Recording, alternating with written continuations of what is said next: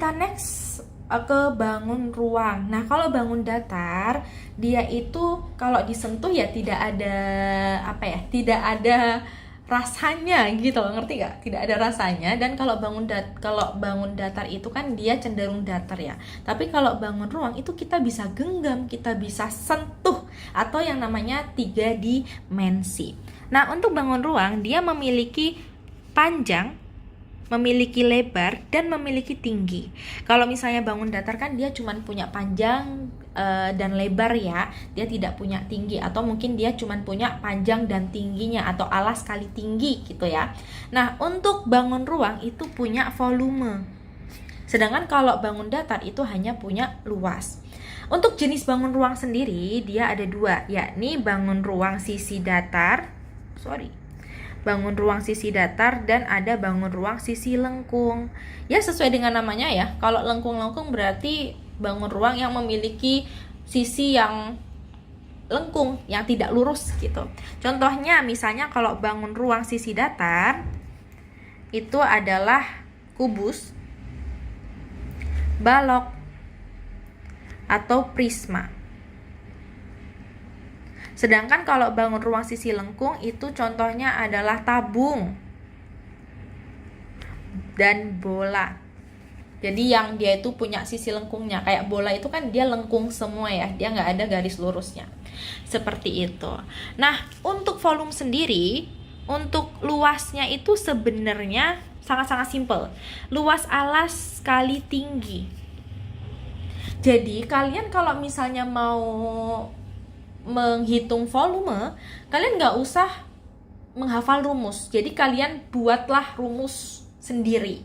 Jadi untuk dasarnya, untuk rumus dasar volume itu adalah luas alas kali tinggi.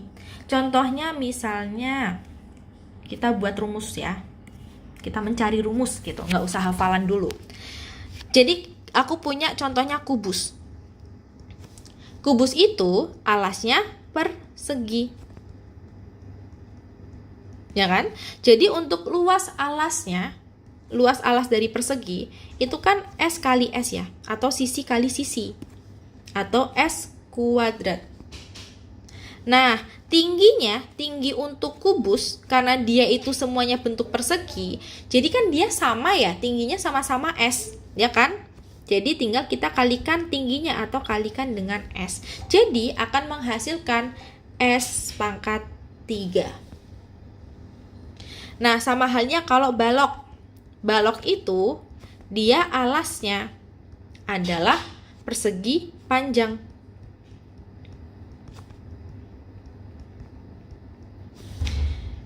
Kalau kalian tahu untuk persegi panjang itu sendiri, luasnya itu adalah panjang kalikan lebar.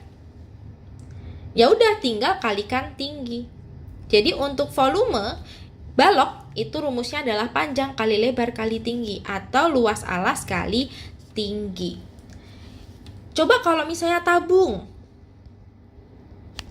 Tabung itu alasnya adalah lingkaran.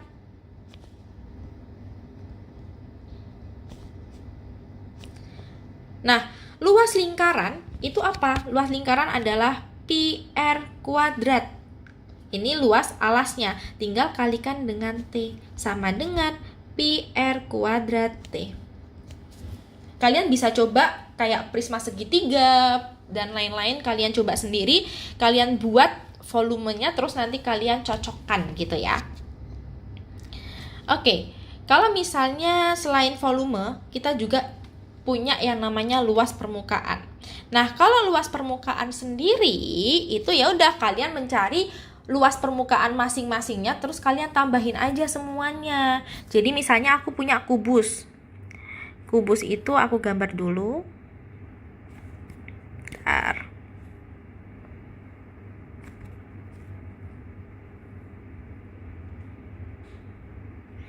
Nah, kubus itu kan bentuknya dia persegi. Dan dia ada 6 permukaan.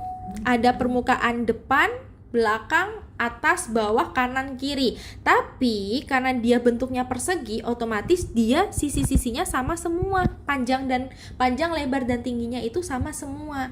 Atau bisa kita tulis S gitu ya. Nah, di sini itu kan kubus ada 6 permukaan. 6 permukaan. Nah, 6 permukaan di sini itu 6 dikalikan dengan luas alasnya. Bukan luas alas ya, luas perseginya. Nah, 6 kali luas persegi itu adalah S kuadrat. Jadi, untuk luas permukaan kubus itu 6S kuadrat. Nah, lalu untuk balok sama ya, balok itu juga punya 6 permukaan. Nah, untuk balok sendiri, dia kalau bisa kita lihat di sini, dia itu punya 2 permukaan. 2 permukaan depan belakang. Ada 2 permukaan lagi atas bawah. Dan ada 2 permukaan lagi kanan dan kiri. Jadi di sini ada panjang, lebar, dan tinggi. Kalau kalian lihat di sini kan ada 2 permukaan depan belakang. Nah, depan itu kan panjang dan tinggi. Jadi kalau misalnya kita mau mencari luasnya, itu adalah panjang kali tinggi. Jadi 2 kali panjang kali tinggi. Lalu untuk atas dan bawah itu sama ya. Kalau atas dan bawah itu panjang kalikan dengan lebar. Jadi 2 kali panjang kali lebar. Nah, untuk kanan kiri itu lebar kalikan dengan tinggi. Jadi 2 kali lebar kali tinggi. Atau bisa kita tulis untuk luas permukaan balok itu adalah 2 kali panjang kali lebar ditambah panjang kali tinggi ditambah lebar kali tinggi. Seperti ini. Nah, kalian juga bisa pakai rumus dasar ini ke seluruh bangun ruang.